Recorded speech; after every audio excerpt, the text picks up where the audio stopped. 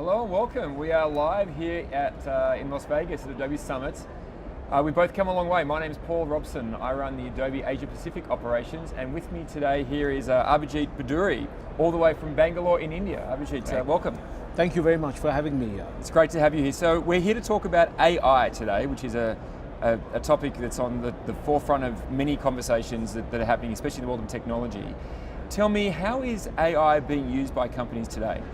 So anything that involves a massive search and then searching from a very large database and then fixing it together for a given criteria is actually the best way that AI can be used. So in hiring, you use it for finding the right candidate, Really? you use it to do a skill match. People are using AI to understand patterns in consumer usage, so anything and everything. So there's a lot of talk at the moment around data, big data, and in particular customer data. How is AI, in the world of customer data, how is that impacting? So if you look at the amount of data that's being generated in the world, thanks to all the wearables, thanks to all the other technology which is coming in, sensors, this massive database, to be able to make sense, to hyper-personalize the offering, to be able to use it to create a great experience, you need AI to be able to sift through that data and find all the relevant points and find the connections which human beings otherwise would find it difficult to do. So if you think about that point that you just made there around AI potentially doing the job that was once done by people, is the fear that AI will replace jobs in the workforce, is that a real fear? I think all jobs, historically, if you look at it, human beings have worked with technology at some stage or the other, right through humanity's history. But right now, if you think of what's happening, I think parts of a job are going to get shaved off for everyone. In some cases, it's going to get augmenting technology. In some cases, it is going to be about replacing some parts of the job. And is there any particular industry that you think that's going to impact more than another? No, I think AI is going to become like electricity. It's going to be in every industry. Anything that survives is going to have AI used in it. So as AI becomes ubiquitous then in the workforce, what can companies do to best prepare their workforces for this future with AI? I think, the kind of investment that organizations need to make in terms of preparing the workforce at an individual level, as a culture. So I think one of the pieces I would think about is, this is very different from an IT upgrade, which is what I see a lot of companies looking at this technology change. Digital is no longer an IT upgrade. It's really about change the mindset, changing the culture of the organization, encouraging people to learn, to reskill themselves and teach others. So it's a very Is it possible, do you think, to reskill, or is this the technology of future generations?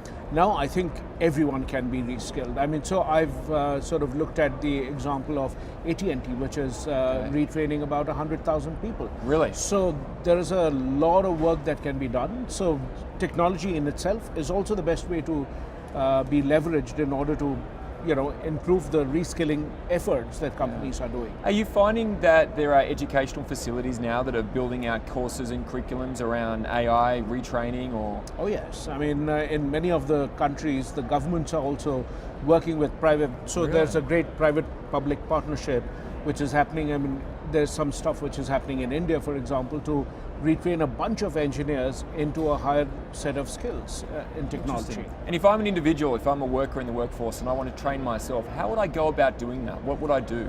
So I think the first thing is to actually start looking at your own job and to identify that part of the job which can be done in a routine way. So if you tell someone who's very smart, you instruct them one time, and if they can do it, and that part of the job is probably going to go away. So you have to look at the portions which involve human interaction, which involve creativity.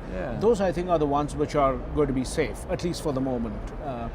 But staying curious, trying out new skills, taking up a course, there are tons of online courses, and actually working with different sets of people to learn about other functions beyond what you've grown up with.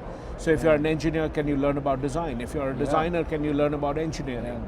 So it's a question of... What's probably ironic and interesting at the same time is the use of AI in potentially predicting what would be the best skill to reskill yourself into. That's true.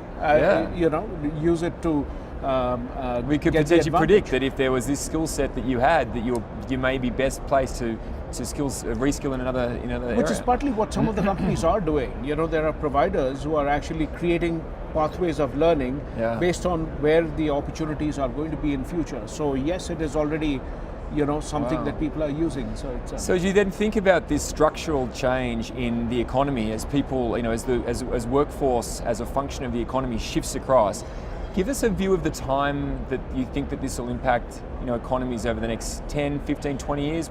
How soon is the impact going to be seen? So I think, as they say, that we overestimate, how much things will happen in the short run, and we underestimate what will happen in the long run. We're still not back in space. So we've underestimated many things. Yeah. So I think technology has a way of evolving at a very slow pace in the initial phases. Yeah. And then suddenly, as the use cases keep coming up, then it sort of really accelerates. So give me some of them maybe to finish off. What are some of the best practices in terms of AI being used in the workforce today?